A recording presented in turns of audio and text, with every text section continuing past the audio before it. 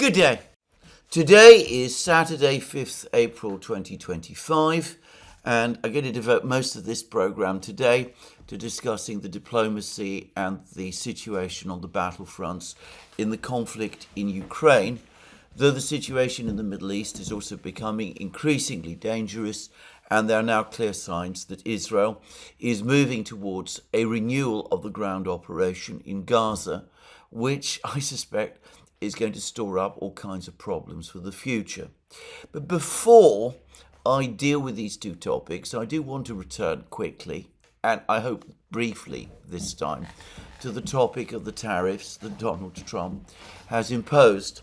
Now, there's been much written and said about the fact that Trump's tariffs are supposedly reciprocal, about the back of the envelope calculations with which the unfair actions of America's trade competitors has been calculated, all of those kind of things.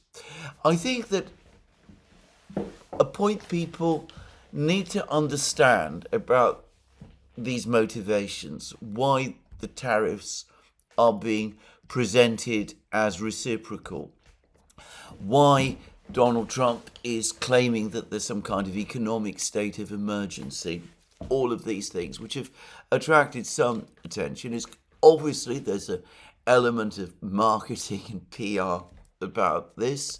He wants to impress on the American people his own belief that foreigners have been taking advantage of the United States, so that PR and marketing plays a significant role in these moves and justifies in these statements and justifies the decision to impose tariffs in a political sense.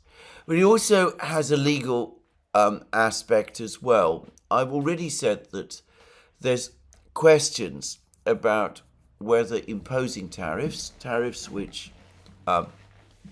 Trump is also selling as a potential revenue-making measure, is constitutional, strictly constitutional. Whether this shouldn't have been done via a vote in Congress, I suggested that there might be legal challenges. Well, if the tariffs were simply presented as tariffs, if they were presented as a revenue-raising measure, then I think that Donald Trump would be in a actually very precarious legal position. Perhaps he is anyway, but by saying that he's countering unfair practices by other countries, by declaring an economic state of emergency and all of those sort of things, he can argue and he can make a perhaps viable argument that this imposition of tariffs does indeed fall within the scope of his presidential powers. He's been permitted, he has those powers to defend the United States from these kind of practices by foreign countries and to preserve the economic conditions of the United States. So I suspect that this is probably the main ultimate motivation for much of this, and it explains much of the inconsistency and a lot of the very hurried and somewhat chaotic way in which it's all been done. It's a way basically to, I won't say legally proof this tariff declaration, but at least to construct a case that can be argued in courts, probably over many years. Probably the arguments will continue long after Donald Trump ceases to be president, just say. But anyway, it provides a legal defense to what might otherwise be a very, very shaky, legally speaking, move. This is not to deny, by the way, that reciprocal tariffs have been controversial in American history.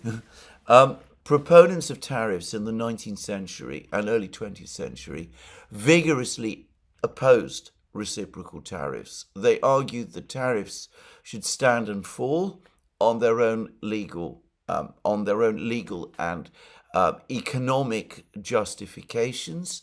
They argued that introducing elements of reciprocity into the concept of tariffs detracted from the principle of protection and made the whole system of tariffs labyrinthine and chaotic, and ultimately only had bad outcomes.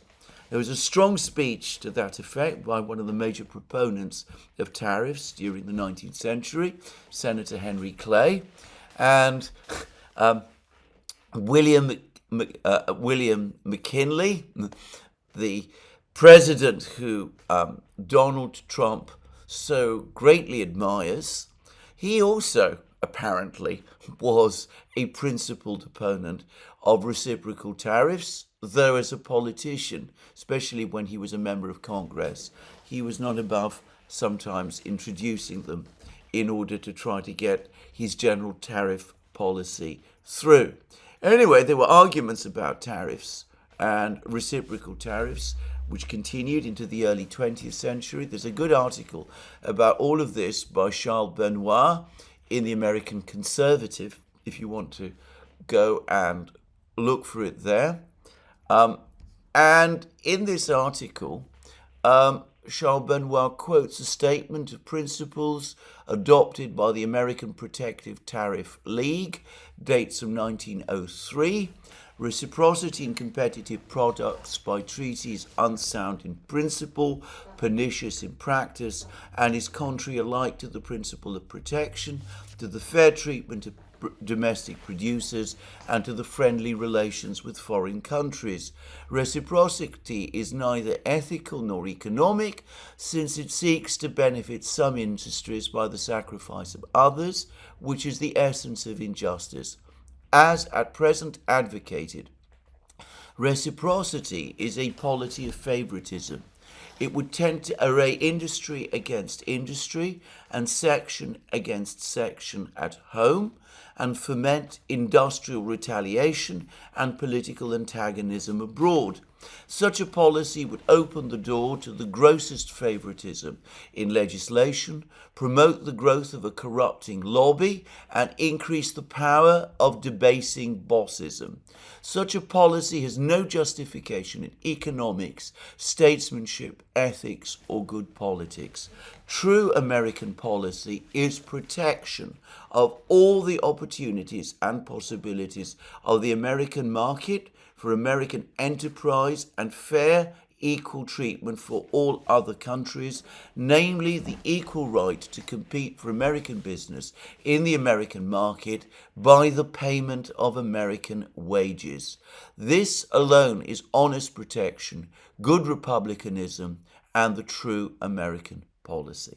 So that was said in 1903, during that very same period which Donald Trump looks back to as the time when the policies of protection were at their optimal level in the United States, and it was said at that time by the great advocates of protection, to be precise, by the American Protective Tariff League.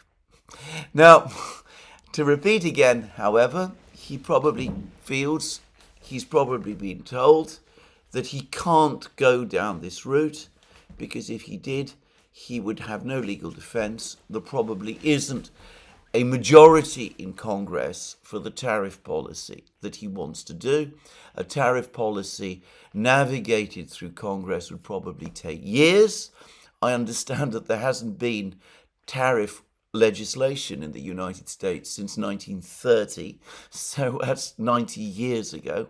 So Trump, who's keen to move forward with tariffs, has had to adopt the principle of reciprocity, even though it was previously abhorrent to the supporters of tariffs and protectionism in the United States. Now, the second point I want to make is that already there is word that some countries are trying to negotiate reductions in tariffs, And some of the language and rhetoric that has come out from the administration, indeed from Trump himself, has suggested that this is part of the purpose. It's part of the purpose to force other countries to cut deals with the United States advantageous to itself. And of course, it's also quite openly spoken about as a mechanism to force industries in foreign countries, in Germany, in Japan, in perhaps even China eventually, to relocate their production, Taiwan obviously, to relocate their production in the United States, companies from these countries to relocate their production in the United States, and that way gradually rebuild America's own industrial base in that kind of way. Now, there are already reports that 3 countries, Israel, India, and Vietnam, all of which have been hit much harder by the sanctions than perhaps they anticipated, are indeed now in discussions with the United States to try to negotiate carve-outs and reductions in the tariffs which have been imposed on them. Now, I have to say something here about this whole approach to trade, which is that it comes across to me as profoundly coercive.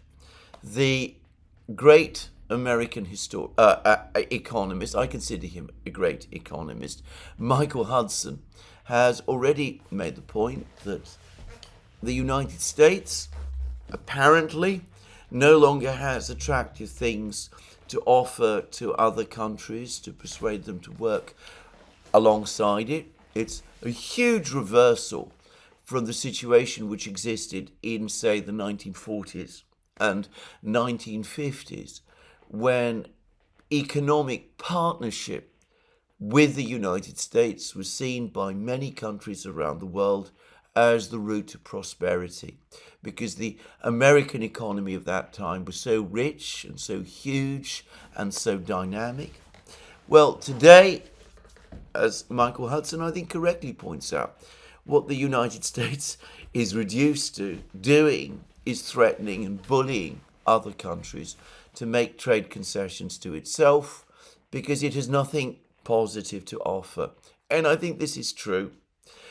I also have to say that I think this is going to be very deeply resented by these countries, by Vietnam, India, Israel.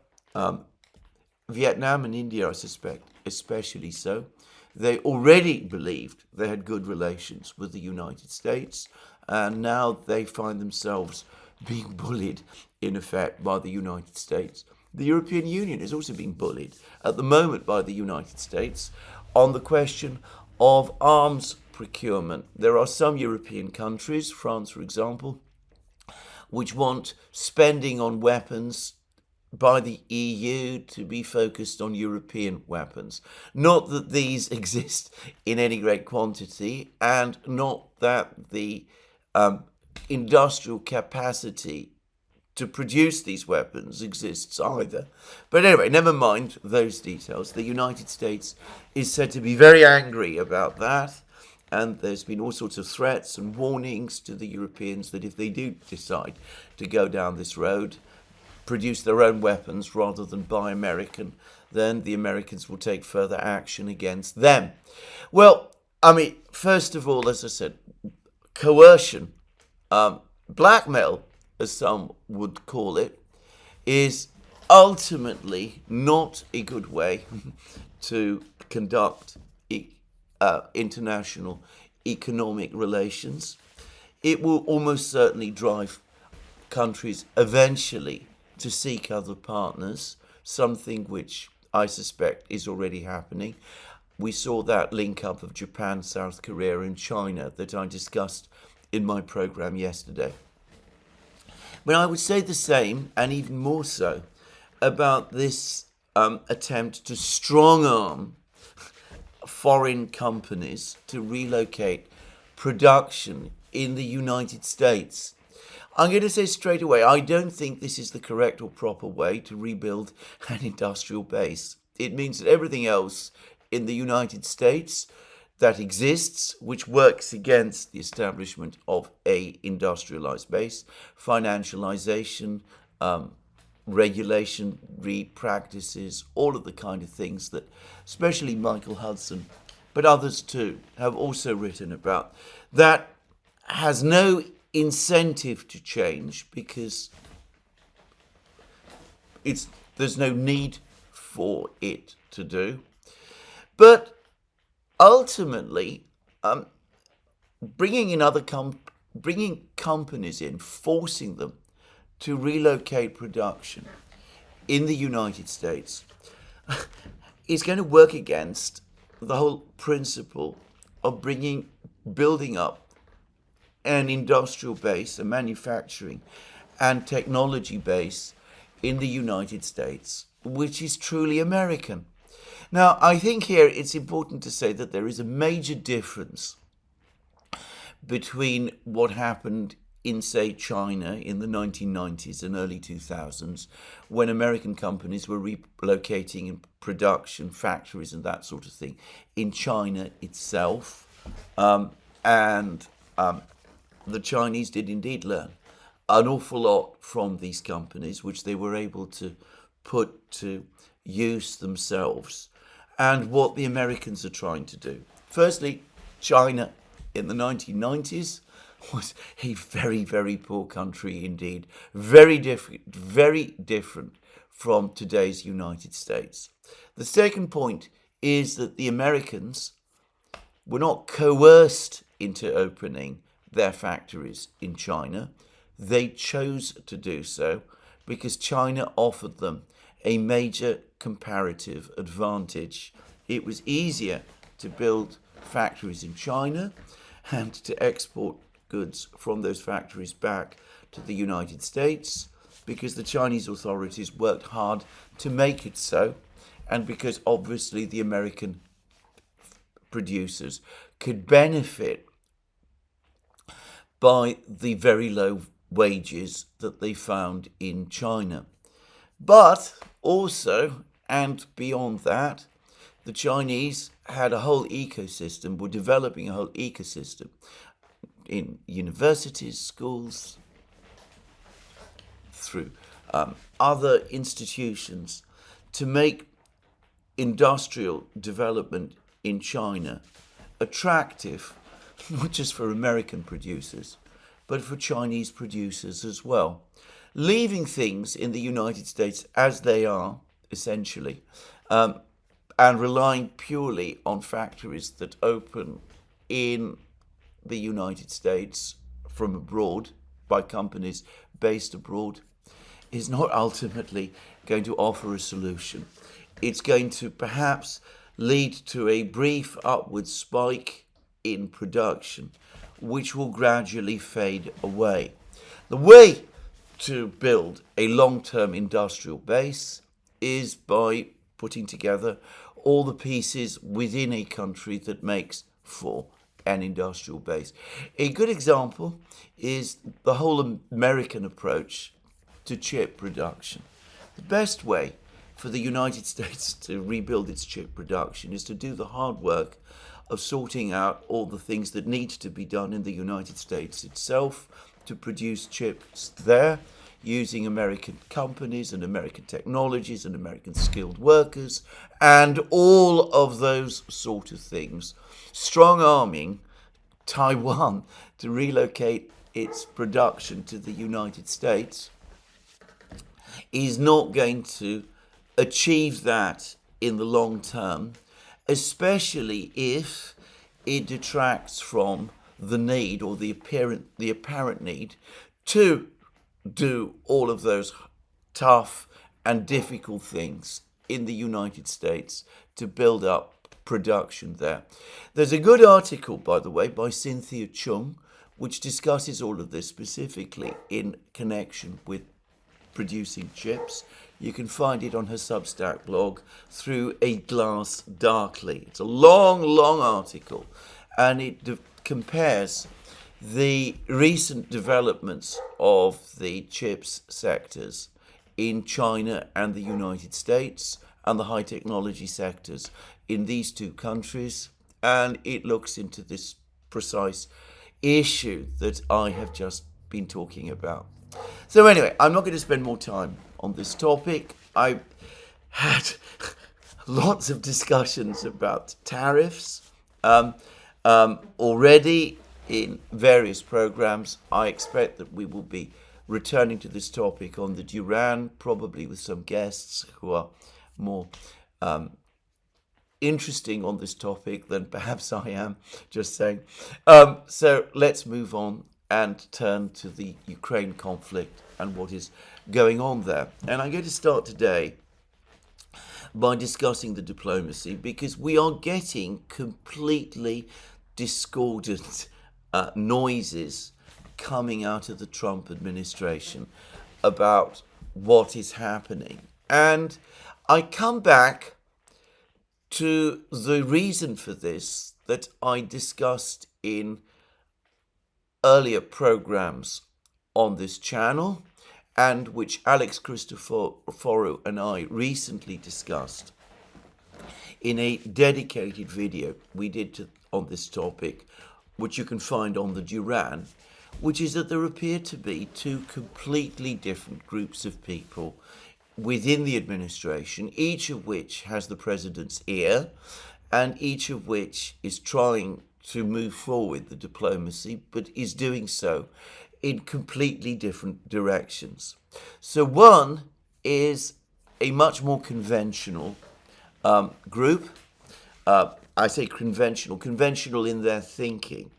People who've had backgrounds in Congress, who have been historically neocons, who have perhaps a history of mistrust of Russia, and who are ultimately still very much in tune with what might be described as conventional thinking in the United States about the relationship between the United States and Russia. This group, former neocons, perhaps to a great extent still neocons, people like Mike Waltz, Marco Rubio, the Secretary of State, General Kellogg, they apparently have their own approach to ending the conflict in Ukraine. They don't want to wrestle with any of the substantive issues, NATO membership, and the kind of cast iron legal safeguards the Russians would insist on in order to prevent Ukraine from ever joining NATO.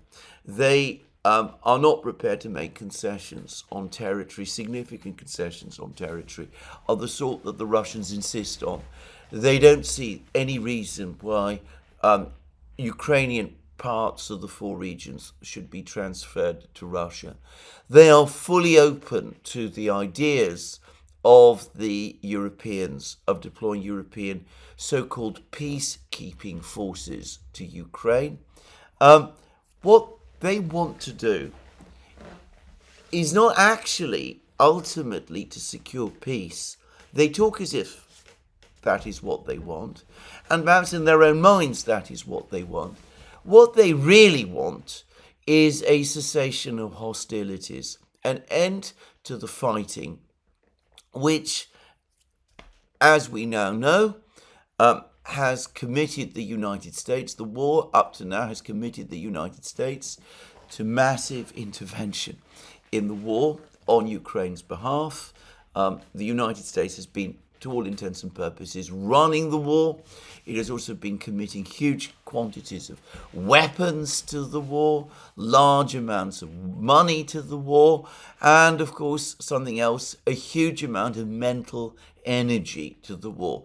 Policymakers, American generals, the Joint Chiefs of Staff are having to think about the war all the time, rather than focus on what America believes to be, or at least this administration believes to be, the real threat, the true threat to the United States, which is the threat from China.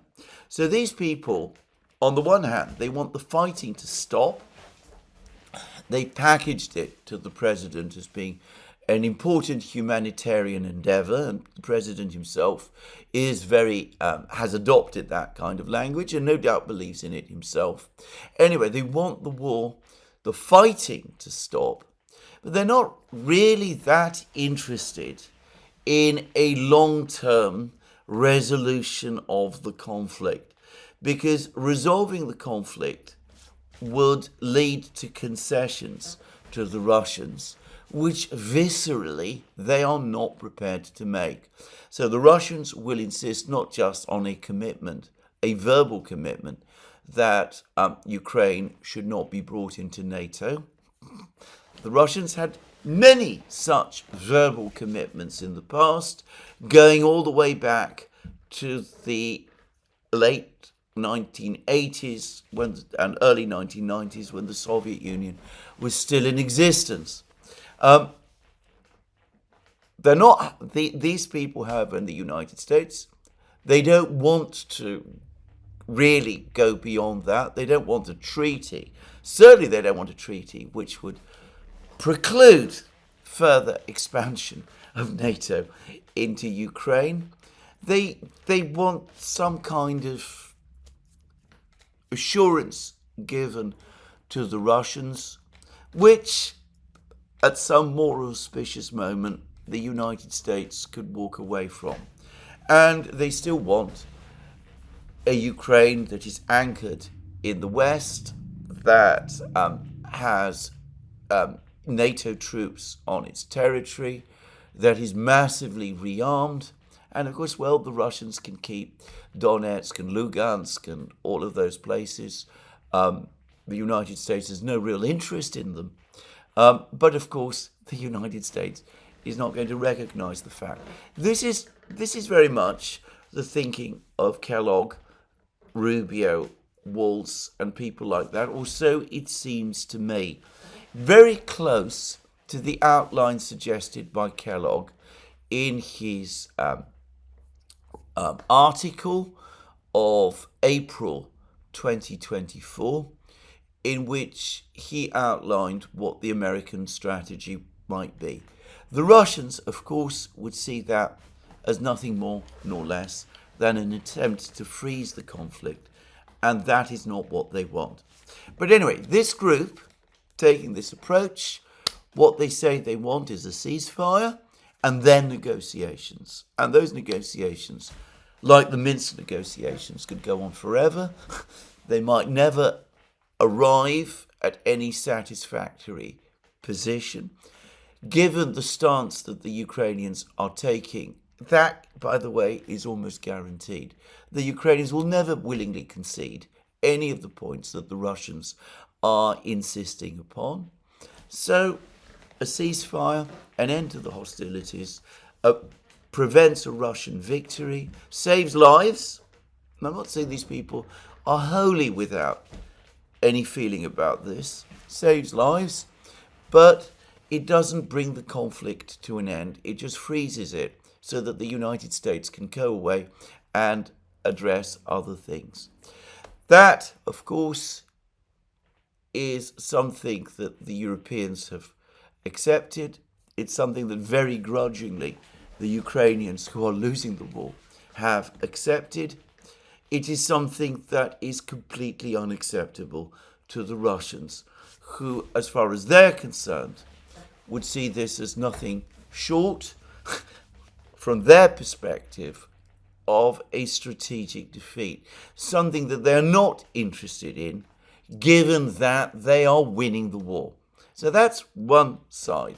The other side is a more American-focused, more MAGA-oriented group.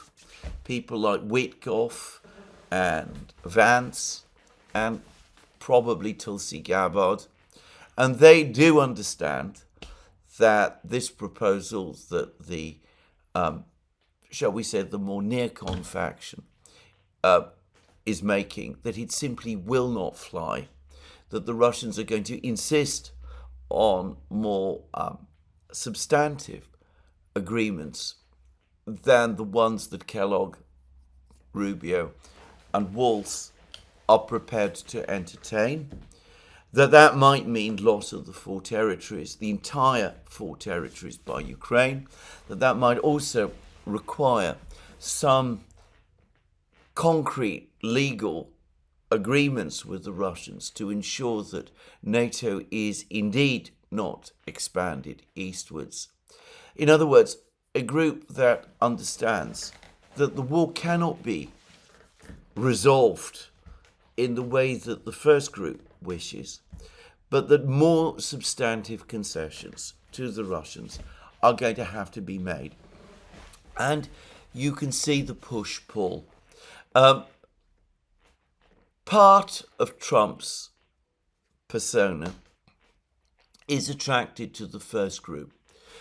Kellogg, Rubio, and Walz can tell him that he shouldn't be making major concessions to the Russians. Doing so is going to create more problems within NATO. It's going to enrage parts of the Republican Party, the section of the Republican Party which is still completely won over to neocon thinking, people like Mitch McConnell and also Lindsey Graham. And Lindsey Graham is somebody that Trump has to take seriously because he has been an important political ally over the last few years. They're going to tell the president he can't just capitulate to the Russians. It would also make a nonsense of the president's well-known position that you seek peace through strength. These people emphasize the strength part of that sentence more perhaps than the peace part of that sentence. They say, if you go down this path, you will not appear strong, you will instead appear weak. The other group, the Vance, Gabbard, Witkoff group, and I want to emphasize, by the way, that I'm just, to some extent, lumping people together. It may be that there are nuances. I get the sense that, for example, Vance is perhaps not fully aligned with Witkoff on some topics. And I would go and further and say that Rubio seems to me to be more open-minded to negotiations with the Russians than, say, Walz is. Just to say that. But anyway, the other group say, well, if the first group gets its way, then we're not going to get peace in Ukraine at all. We're going to end up doing what Joe Biden did, which we all saw how that has ended. We're going to remain committed to Ukraine. The big winners are going to be the Chinese, who will be able to develop their militaries in the Far East without any real interference from us. We will be locked into a forever war. The base, the MAGA base, will not be happy. Sooner or later, we're going to have to go back to Congress for more funding, which is going to be very unpopular. And we're doing all of this on behalf of a president, Zelensky, we don't like, a country that is not of core importance to us, to the United States. Whereas if we can cut a deal with the Russians, whose demands are not unreasonable, well, why don't we? Why don't we just go ahead and do that? So you can see the tension. And over the last week or so, it's boiled over. And you can see also how Trump sometimes moves towards the one and sometimes moves towards the other. So over the previous weekend, we had comments from Trump himself about saying how frustrated and angry he was with Putin, that Putin was stringing things out, that if this continued for much longer and if Trump decided that it was Putin's fault that there wasn't peace, well, consequences would follow and action would be taken against Russia in light of that. So that was last weekend, and that was how Trump seemed to be speaking last weekend. And then, of course, Kirill Dmitriev, Putin's envoy, the head of Russia's investment fund, arrived in Washington and had meetings with various American officials. Most of his discussions appear to have been with Witkoff, but Rubio has admitted, or at least I took his words as an admission, that he has indeed met with and spoken to Dmitriev over the course of this visit. Anyway, Dmitriev comes along, he restates all of Russia's positions, he makes it clear to the Americans that the Russians are not going to bend because of any threats and threats of sanctions from the Americans, but that their demands with respect to Ukraine are not unreasonable, and that economically Russia has a great deal to offer the United States, including the kind of United States that Donald Trump wants to create. It can offer the United States help with energy costs, with food, with all sorts of things, strategic minerals, rare earths, all of those kind of things, which Ukraine realistically cannot do. And of course, Trump, again, is inclined to that. He knows that Zelensky, that the Ukrainians are balking at signing the latest iteration of the mineral rights extraction deal. Is looking increasingly unlikely that the Ukrainians will in fact sign it, though one should never discount the possibility that in desperation they might eventually do so. And anyway, he's unlikely to get, Trump must know that the United States is not going to get from the Ukrainians what he wants, what he thinks the United States is entitled to, but that the Russians, by contrast, almost certainly can provide all of this to the United States.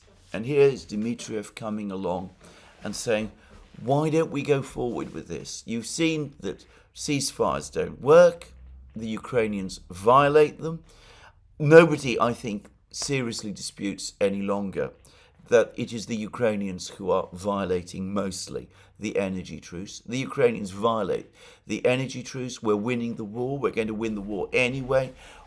Why don't you work with us, do your deal with us? The Ukrainians won't sign the minerals deal. Even if they do, they won't see it through. Whereas with us, you can be sure that you will not only make a massive profit, but that it will be a long-term profit and a good relationship for you. And, well, we see that Trump, again, over the course of the week, then began to swing back, or so it seems, more towards the Russians. He started to walk back his criticisms of the weekend. He spoke about his annoyance with Zelensky because Zelensky seemed to be preparing to renegotiate the minerals deal. Trump wasn't happy about that at all. And then Trump said that he wanted to speak with Putin to see whether the logjam on the negotiations could be broken. And that was a couple of days ago. And in one of my programs, I spoke about how in Europe, there were expectations that Trump and Putin would be speaking again, perhaps this just after this weekend, the weekend which we are just in. And then yesterday, reports started to appear that people close to Trump were telling him, under no circumstances speak to Putin at this time.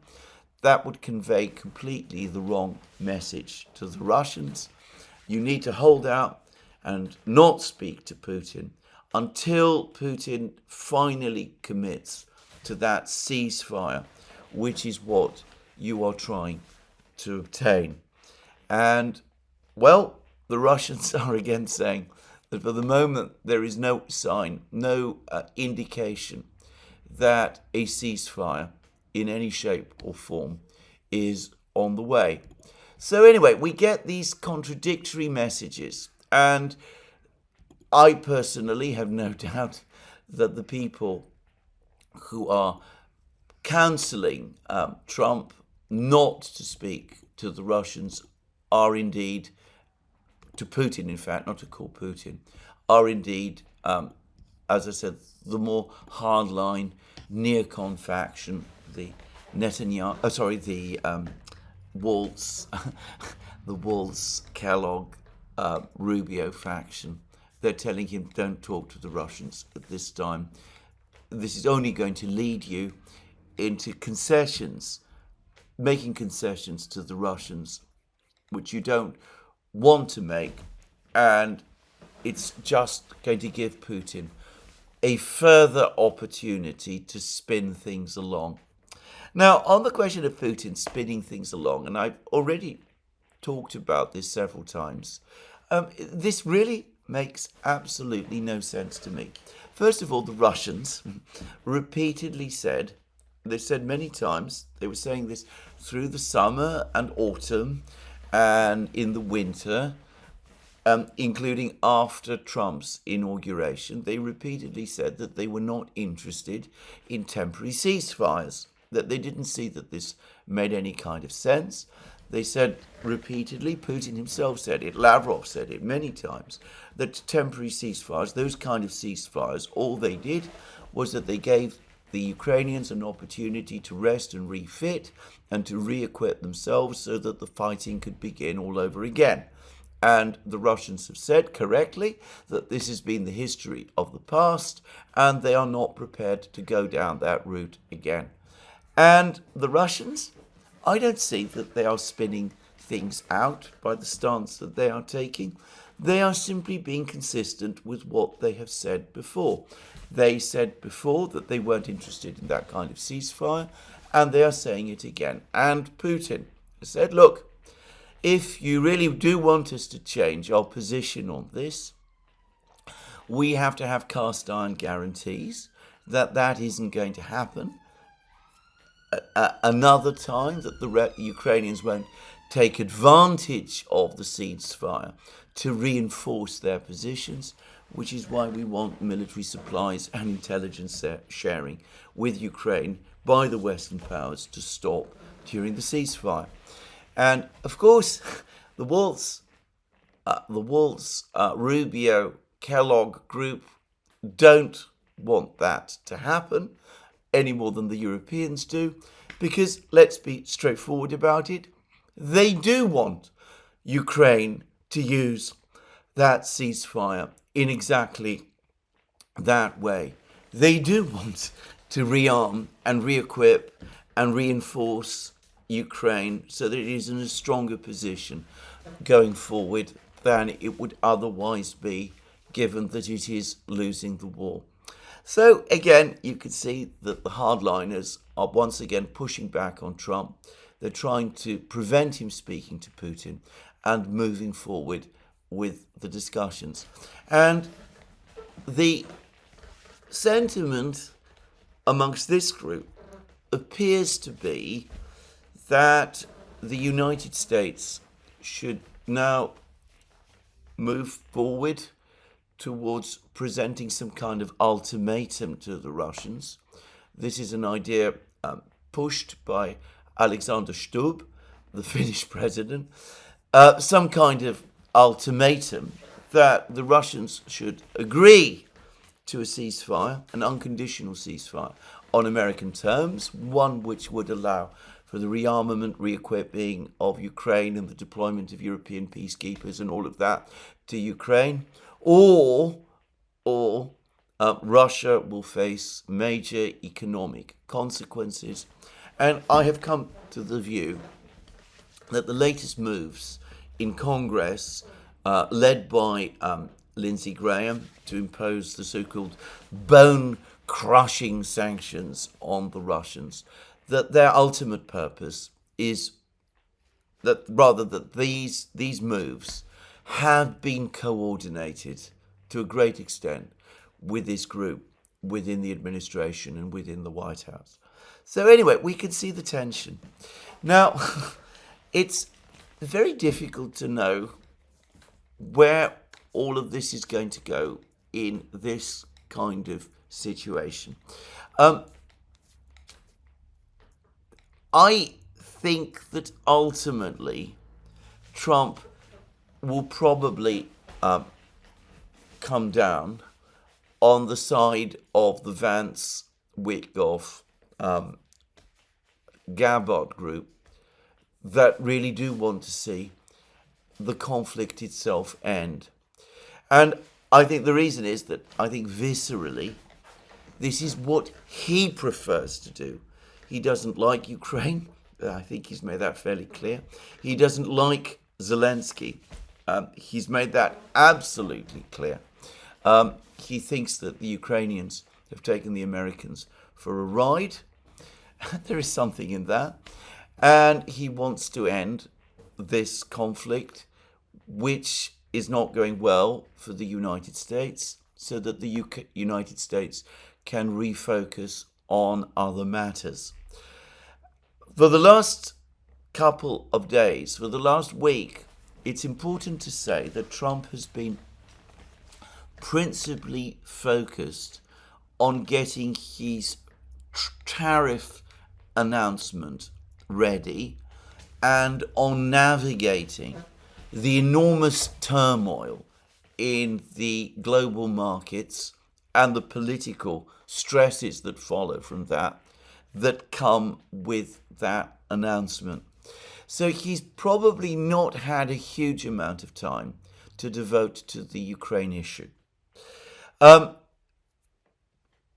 Once things start to settle down and he returns to it, my own guess is that his inclination will be to go with the more MAGA type group and to eventually do the deal with the Russians, which will have to be on Russian terms. But in the meantime, this tension continues and the arguments are still being made. And of course, Rubio is now saying that as far as the United States is concerned, it's only weeks. Russia only has a couple of weeks to decide whether it wants peace or war. The implication being that if it doesn't agree to the ceasefire, then the United States will say that Russia simply wants war, in which case the United States will take whatever unspecified measures Rubio and the group around him have in mind. Now, Rubio has also made some other points. For example, he categorically denied, or said at least that he knew nothing about supposed plans to restore air links. This was a suggestion that the Russians floated when Rubio and Lavrov and the others met in Riyadh early in March. There's been no word about it since then. But it does seem as if Dmitriev brought it up. Well, in fact, Dmitriev did bring it up again whilst he was on the United States. Whilst he was in the United States, Dmitriev suggested that this would be an important gesture. It would improve the atmosphere between the Americans and the Russians considerably. And at the same time, it would not have any big economic consequences, such as any more substantive sanctions relief might do. Anyway, Rubio basically seemed to go out of his way to scotch this idea by denying any knowledge of it. So you could see that he basically doesn't want to, he doesn't want the restoration of air links. He is not apparently in the mood at the moment to consider granting Russia even this small, though symbolically important, sanctions relief at all. And Rubio even went further, and he said that if the Russians do launch their big offensive, which everybody has been talking about, well, that will be taken by the United States as further proof that the Russians are not interested in peace, which suggests that Rubio is basically telling the Russians, look, even if we haven't actually agreed on a ceasefire, you should act on the basis that in some form or another there is already a ceasefire in place. It would mean that the Russians would already be subordinating their battlefield decisions to American dictation and American wishes, which of course is preposterous and which the Russians absolutely will not do. Anyway, the Russian media has touched on all of this, and there's been an interesting article about this in Viedomosti, not in Viedomosti at all, in Izvestia, and it's discussed Dmitriev's visit to Washington, and this is what Izvestia says. Russia and the United States took 3 steps forward in the negotiation process. Kirill Dmitriev, who visited the United States on April 2nd and 3rd, has said he held meetings with key members of the United States administration. And notice that we have not yet been provided with a complete list of who it was that he met. We know that he met Witkoff. It seems as if he met Rubio. It's likely he met other people too, but we are not told who they were. This was the first visit by a high-ranking Russian official to Washington since 2022. The Russian envoy discussed the possibilities of resuming direct air service between the two countries, a ceasefire in Ukraine, as well as cooperation on the Arctic and rare earths. Dmitriev noted that the date of new Moscow-Washington talks will be determined in the near future. That said, in spite of the continued Russia-US dialogue, Brussels and Kiev continue to hinder the conflict's settlement. And then we have a comment from Konstantin Blokhin, a leading researcher at the Russian Academy of Sciences Center for Security Studies. The sanctions issue may be discussed very soon. So far, the situation with lifting the restrictions is complicated, but if at least some of the Western sanctions are removed, it will be major progress. And he's, I think, here again talking about the air links. Despite progress in Russian-US dialogue, external and internal forces continue to undermine the process of the Ukrainian settlement. Now, notice here the reference to internal forces. These are forces, obviously, internal to the United States itself. The Waltz, Kellogg, Rubio axis and their allies in Congress. And the article in Izvestia goes on to say, Ukraine, the EU, and even certain groups within the US itself are forming obstacles on the way to normalization. Even certain groups within the United States itself are forming obstacles on the way to normalization. There, they said it quite straightforwardly. The Ukrainian leadership, according to experts, sees the talks as a threat to their political positions. This merely shows their aspiration to retain their militant posture by repeatedly attempting to disrupt the negotiating process. And then we have a quote from another Russian expert, Ivan Loshkarev, associate professor of the Department of Political Theory at the Moscow Institute for International Relations and World Economy. For the current Ukrainian leadership, this is the way to stay in power, while progress in negotiations increases the risks of losing it. However, constant violations of the truce are unlikely to alter the general course of the Trump administration's policy, because it has already spent a lot of resources on it, including reputational ones. Against this background, public and behind-the-scenes pressure on Kiev will grow, but so far there is still room for maneuver between Washington and Brussels as the Ukraine's side's external sponsors and the attempts of disruption will continue.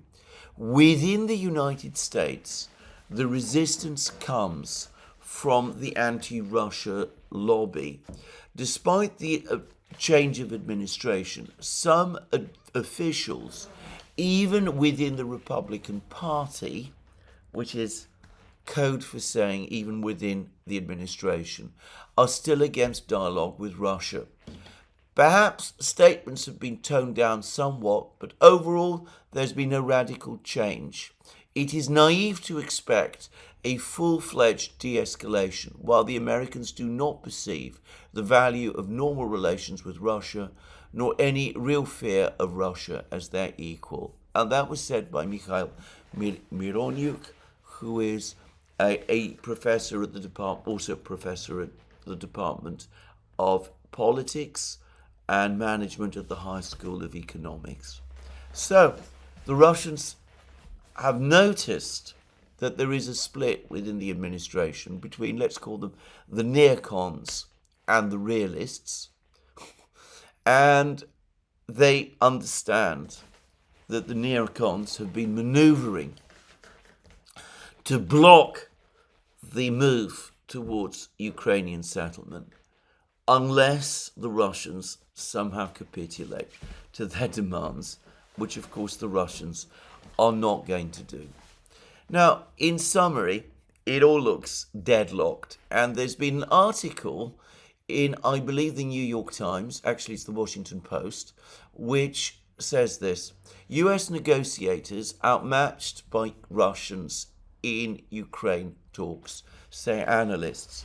And the article is basically a long piece about how the American negotiators are not at the level, don't have the background and experience and expertise of these negotiations at this level that the Russian negotiators do.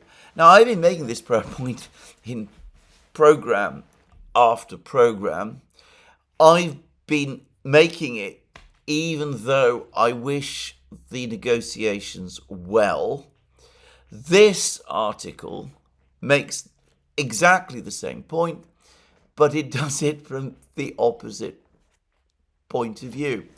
It says that because these negotiators, these American negotiators, are weak, what that means is that the Russians are going to take advantage of them and of the United States, and are going to enforce or trick these inexperienced American negotiators into making concessions which the United States should not be making. And we have comments by people like Thomas Graham, director at for Russia at the National Security Council under the George W. Bush administration, and now fellow at the Council on Foreign Relations. I don't know if it shows the inexperience in handling these matters. I think that what it shows is that the Trump administration is very intense on demonstrating progress, things that they can point to as success, and covering up the challenges ahead. And there's another expert, Joshua Huminski, who says, I think this is kind of relearning the art of negotiating, the art of the deal in the Trump era. I think this is a New York property developer approach to setting the diplomatic negotiating agenda and keeping negotiating partners off balance, and anyway, that it doesn't really work. And anyway, there's many more criticisms in this article of the weak American negotiators. We're told that critics contend that the US negotiating team is no match for the hardened ex-Soviet officials with decades of negotiating experience and knowledge of Ukraine. The US team is not made of experienced Russia experts. For the Russians, it is a very kind of easy team, and they're definitely running circles around their American counterparts, and that the Russians have been quite successful. And Russia's success in convincing the Trump administration to work on improving ties on a parallel track to the peace talks was a big victory for Russian diplomacy, and that the Russians see the Americans as the gift that keeps on giving to Russian foreign policy goals. So there's a lot of complaint about this. And the fact that supposedly the Americans have, some of these negotiators, Witkoff in particular, have supposedly digested Russian propaganda and are restating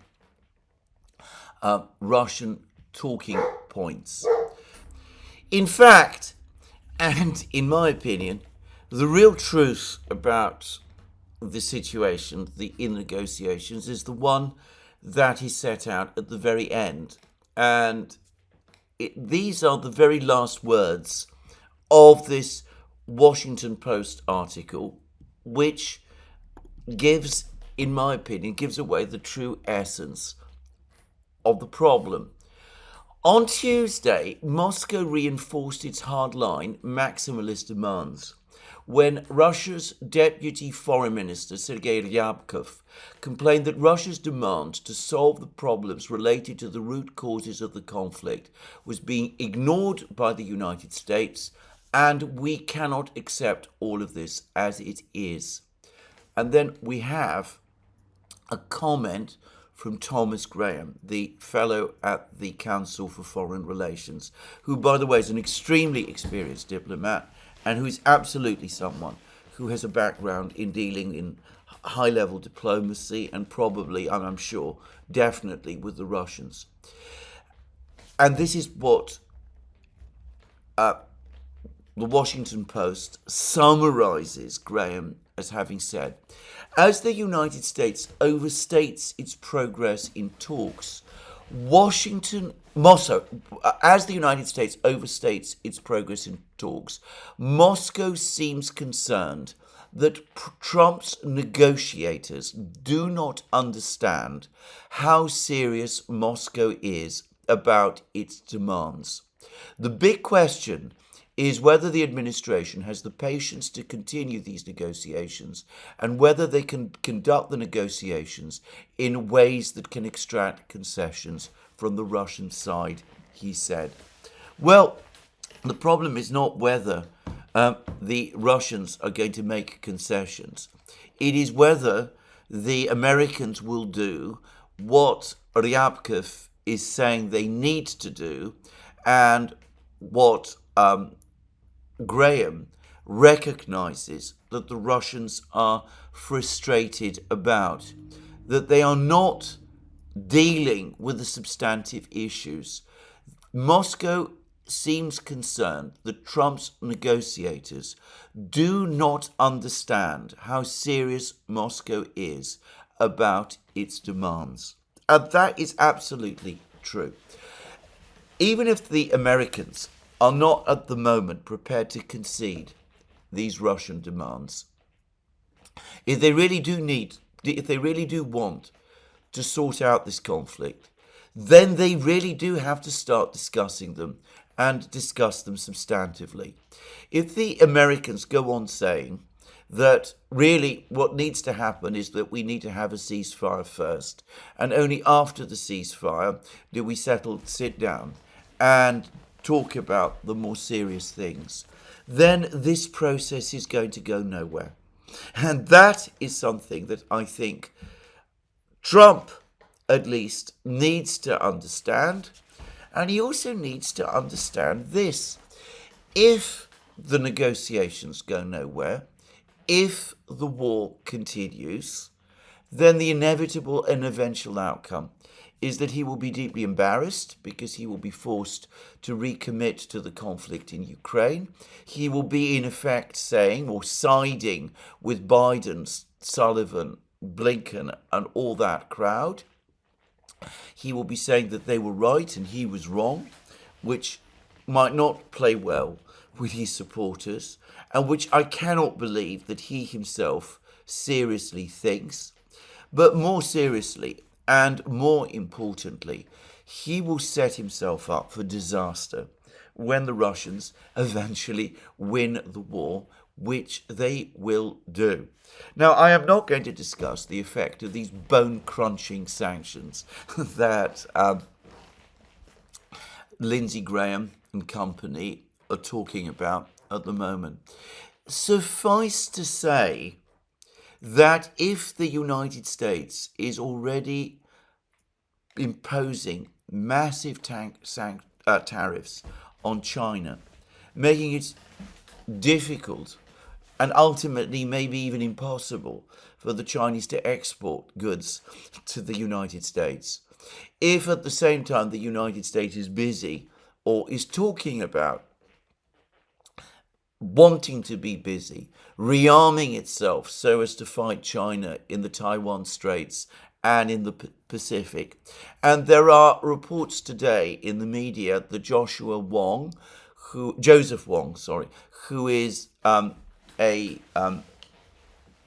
senior Taiwanese defense official and who's previously been Taiwan's foreign minister. Of course, the Chinese would dispute that he was actually foreign minister. Anyway, there are reports that Joseph Wong is in the United States and is having meetings with the Pentagon about upgrading US-Taiwan military cooperation, military ties, in preparation for a conflict with China. Well, if that is so, then for China, the costs of trading with the Russians as a result of whatever secondary sanctions the Trump administration imposes are going to be limited because of the costs that the tariffs have already imposed on them, whilst the gains of supporting the Russians in the war grow exponentially because the Chinese will want to harden up the alliance between themselves and the Russians so as to keep the Americans tied down in Europe. So the Chinese calculus has been further shifted towards embracing Russia as a result of the tariffs that the United States has already imposed. Now, China has the capacity to buy all of Russia's oil. It can do that if there were no other importers of Russian oil. But of course there would be. And other countries undoubtedly would buy Russian oil. And even if the sanctions, the secondary sanctions, were fully effective, so that no Russian oil could be exported, everything points to the effect of that being more devastating on Western economies than it would be on Russia itself. Obviously, Russia would be affected, but probably not by as much, again, as many people assume. To repeat again the point that the Russian energy minister, Mr. Novak, recently made, the Russian oil and gas sector accounts for 10% of Russian GDP, not 30 or 40% as many people assume, and it accounts for 20% of Russian budget revenue, not 50+% as people also in the West like to assume. So anyway, the economic effect of the sanctions blow, will be far less than the neocons assume. They always exaggerate the effect of these sanctions. And the Russians, militarily speaking, are going to win the war. Now, we have had an extraordinary testimony in Congress, I believe it's in the Senate, by the NATO commander in Europe, General Cavalli. I presume, by the way, that this is one of his last addresses to Congress. I can't believe that the Trump people are going to leave him in post for very, very much longer. Now, the thing to remember about General Cavalli is that he was, of course, one of the leading military officers who the New York Times exposed played a key role in running the war against Russia in Ukraine.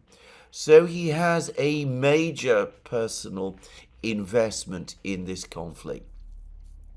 And perhaps unsurprisingly, he therefore went out of his way to spin what was going on in the conflict in the way most favorable to Ukraine. He made an absolutely bizarre claim, for example, that the Ukrainians have adapted better to the realities of the war than the Russians have done, that the Ukrainian army is getting better all the time, whereas the Russian army, at least its infantry parts, are degrading, even though on certain technical areas, the Russians are and remain very, very good. I'm not going to discuss this in a huge amount of detail. Daniel Davis on Daniel Davis Deep Dive has already done so. All I would say is that this is a bizarre claim to anybody who has been following the situation on the battlefronts closely. I will come to all of that briefly because there have been more important developments over the last couple of hours. But anyway, that was what General Cavalli said. He also said that though the Ukrainians have been badly defeated in Kursk, in the areas where they've been able to establish strong defense lines, they're able to hold back the Russians and are continuing to do so successfully. Again, as we will see shortly, this isn't really true at all. And in fact, it has not been true for at least a year now, arguably since the fall of Avdiivka in February 2024. But General Cavalli did have to make a certain number of important admissions. Firstly, he acknowledged that the Russians have no manpower crisis. They are able to recruit men in the quantities they need to build up their military. He spoke at length about the fact that the spring call-up of conscripts this year in Russia was 160,000 men. This is a total red herring, by the way. Every autumn and every spring, year in, year out, in times of peace and in times of war, young Russians are conscripted into the army where they do their 1-year national service. These conscripts are not committed to the battle, and the fact that the Russians have conscripted rather more young men this year, this spring, 160,000, than they have done in other years, probably has many explanations, but it has no bearing on the war itself. This constant confusion or conflation of the spring and autumn call-ups with the Russian numerical build-up in the battle zone is, for me, by the way, a source of immense frustration. I've debunked this whole topic again and again. And if you look at Cavalli's comments carefully, you can see that he is aware of this. But anyway, coming back to the other things that Cavalli said, it is undoubtedly the case that the Russians are recruiting men successfully. Zelensky's own office has admitted this. Indeed, as I said in my program yesterday, the Zelensky's office now says that the Russians are in the process of building up 15 new divisions, 150,000 men in preparation for the offensive that they're about to launch. But put aside the manpower issues, where General Cavoli, by the way, also gave what I thought was a absurdly over-optimistic account about the state of mobilization in Ukraine. In fact, I've heard that the mobilization crisis in Ukraine has been getting worse, and that the population have becoming even more hostile to the Ukrainian recruiters than has been the case until recently. But I'm not going to go into a discussion of that now. But putting all that aside, there was an astonishing revelation about the sheer scale of Russian military industrial production. Not only are the Russians, according to General Cavoli and the information, the written information provided to the Senate, producing weapon systems on a huge scale, greater than that of the West, all of the parts of the West combined, but they are able to repair their losses, to rebuild their to compensate for all the equipment that they've lost. I say that again. We had figures, astonishing figures for numbers of lost tanks and armored vehicles and that sort of thing from the Russian side. No recognition that most of these tanks and vehicles that we see being hit by the Ukrainians are repaired and brought back into the battle. In fact, all of the information points in the diametrically opposite direction, towards a bigger, ever bigger Russian army that is becoming increasingly more experienced and successful in conducting operations, and which is now poised to launch the offensive it appears to be preparing for.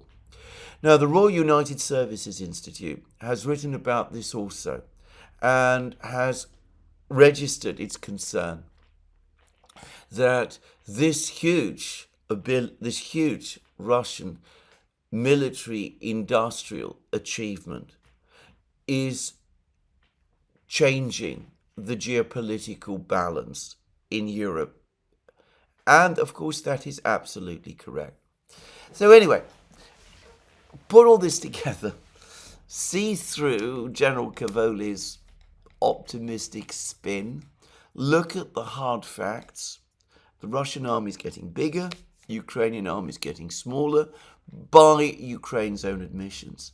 The military industrial situation remains firmly to Russia's advantage, and the Russians are preparing some kind of offensive this spring, most probably.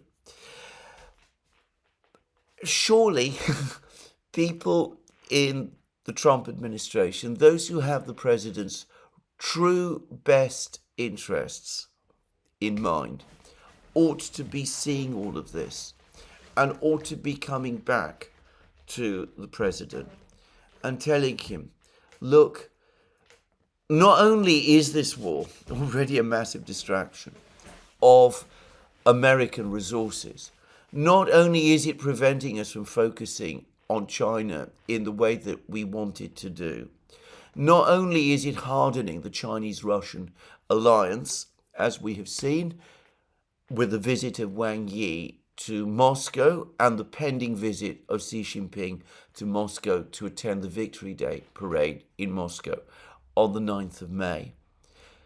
But we are heading fast towards a defeat, and it will be an American defeat, not just a Ukrainian one, because we were so heavily involved in the war.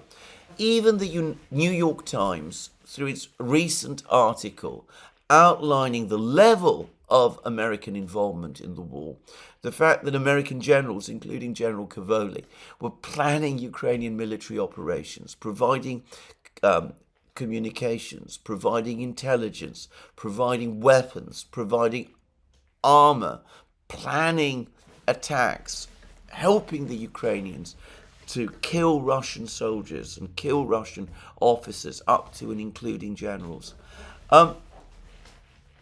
All of the world knows about this now. And if the Russians win the war and win it in military terms, if they defeat the Ukrainians on the battlefield and impose terms in the way that they do, well, it won't just be the Ukrainians who the world will see as having been defeated. It will be us also, and not just us, but the whole of NATO. And that will have dramatic effect on our prestige and on our geopolitical position at a time when most of the world is already agreed with us anyway, because of the, no doubt necessary, changes in our economic policies, which we are now affecting. Well, I wonder whether Trump is getting that advice, and whether, if he did get it, whether he would want to hear it. But that is the reality on the battlefronts. Now, I'm going to say a little now about the state of the war, because, as I said, there have been actually some very interesting developments over the last few hours. Firstly, there were reports yesterday that following the defeat of the Ukrainians in the Toretsk area, and in light of the pending fall and defeat that the Ukrainians have already suffered in Chasiv Yar, the Ukrainian command, General Syrskyi, have decided that Chasiv Yar specifically must take priority over all other areas, with the result that military units are being diverted, are being transferred to Chasiv Yar from other critical points on the battlefronts. That, by the way, again emphasizes how sensitive for Ukraine the Chasiv Yar, Toretsk, Konstantinovka area is. If Ukraine were to lose this town of Konstantinovka, that would mean that only two big populated centers remained under Ukrainian control in this part of Donbass. These would be Slavyansk and Kramatorsk, and they would be heavily besieged and would probably quickly become undefendable.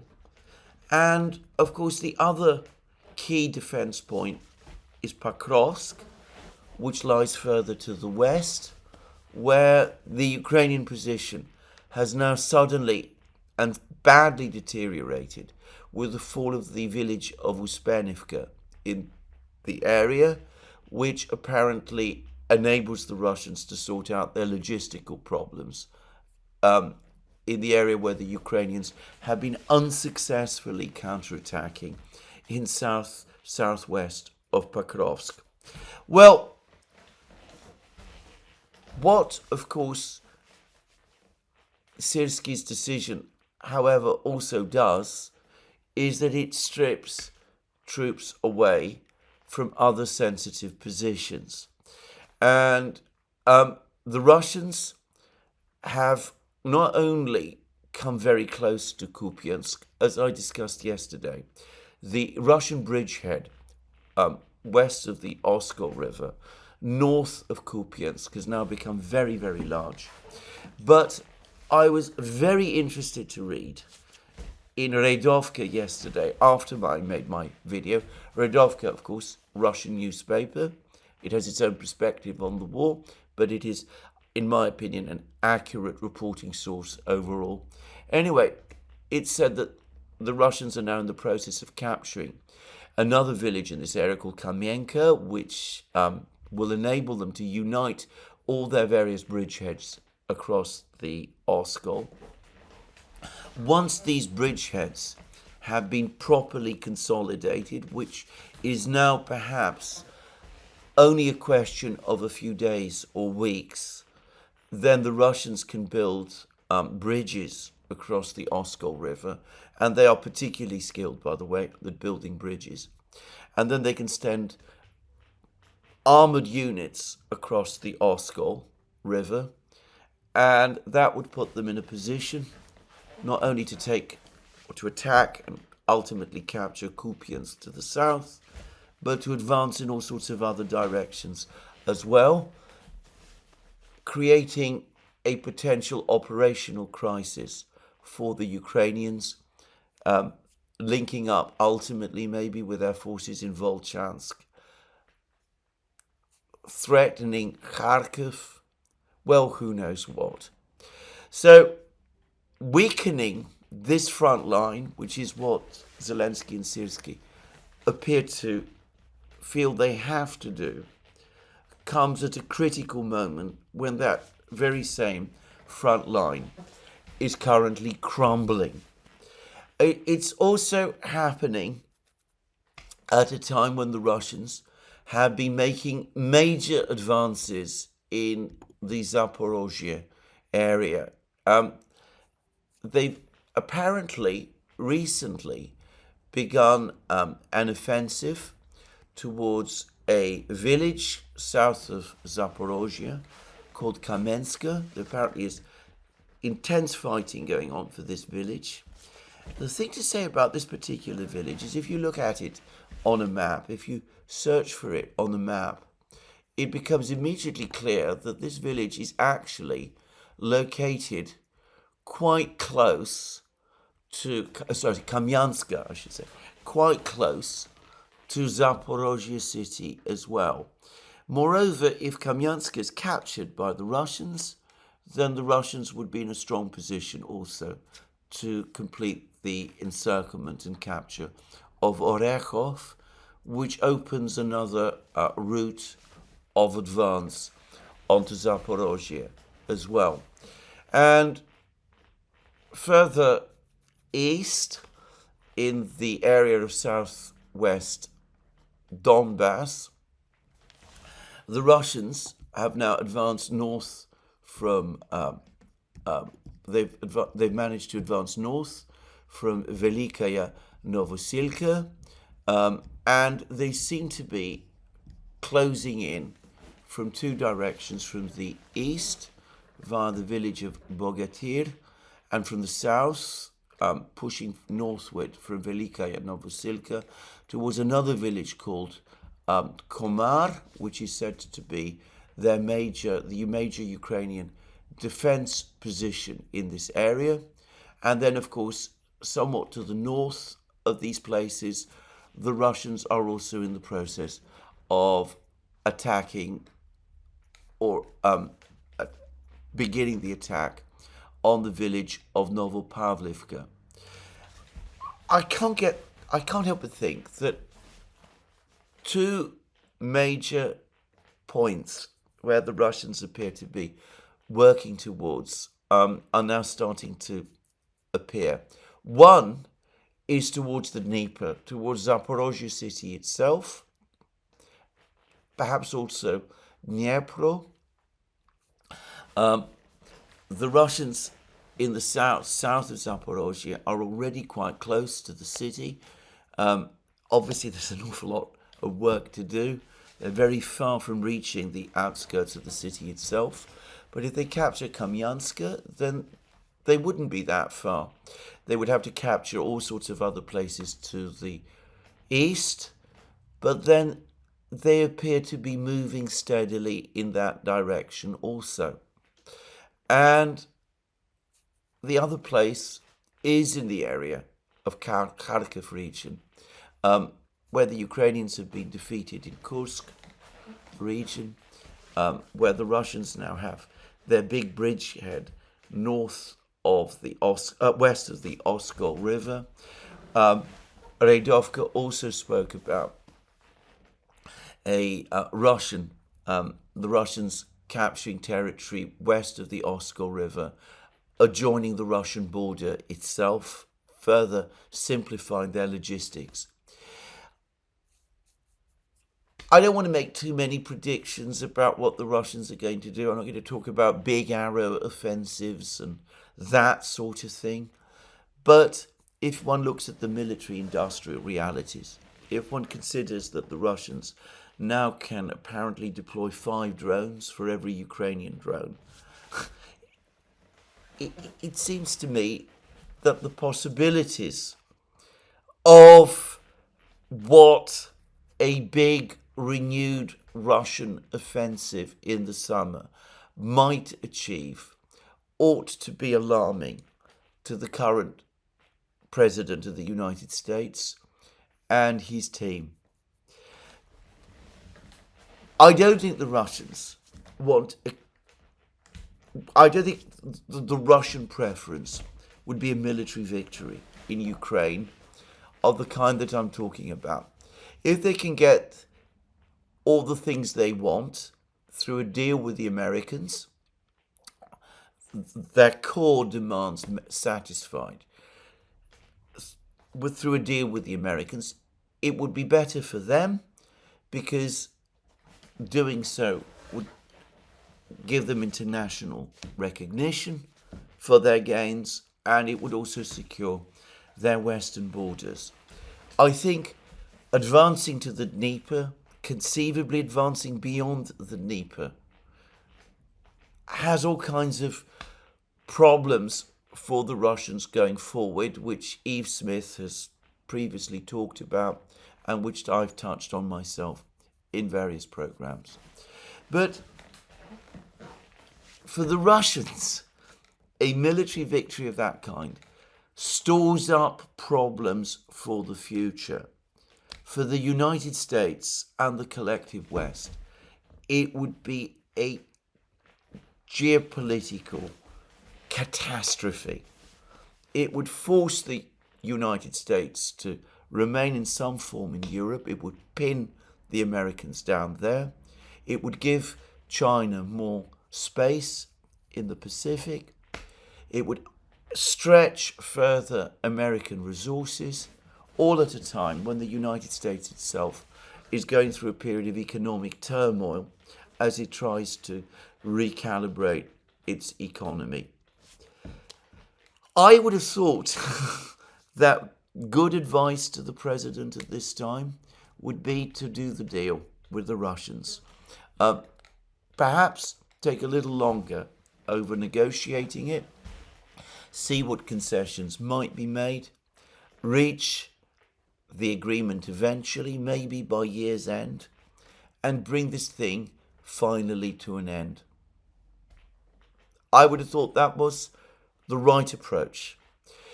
I'm afraid it's clear that there are others in Washington who think otherwise, and it seems to me that they're organising and getting stronger. Anyway, that's where I'm going to finish this programme today. Let me remind you again that you can find all our programmes on our various platforms, Locals, Rumble and X. You can support our work via Patreon and Subscribestar by going to our shop, links under this video.